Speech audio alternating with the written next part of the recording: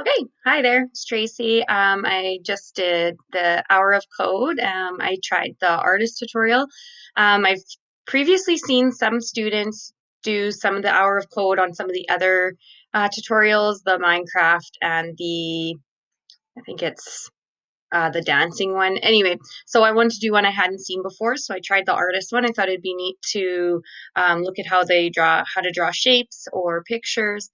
I went through all of them, and it starts out really basic, but it actually got a little confusing right away as you had to make sure you were turning in the correct direction. And that kind of thing. But if you just play around with it, it works really well.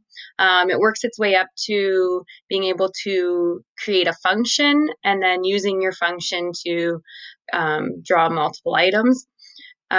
So the what I did for for the kind of my end project, I was trying to make, well, I'm going to see if you can guess. So I'm going to run it. So we'll slow it down. See, I was able to create sort of a circle, connect it to another circle,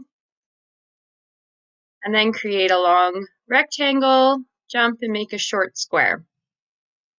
And if you didn't figure it out, I tried to make what would look like a truck.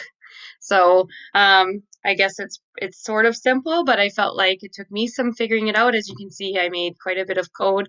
I'm sure there's a simpler way. I know with one of the tutorials, I was able to create one. It ended up having like 9 or 10 lines of code. And then I realized if I used the repeat function, it only made it with 3 lines of code. So I think I'd get better at it the more I did it. And I can see how this would be really useful for kids, obviously, in math.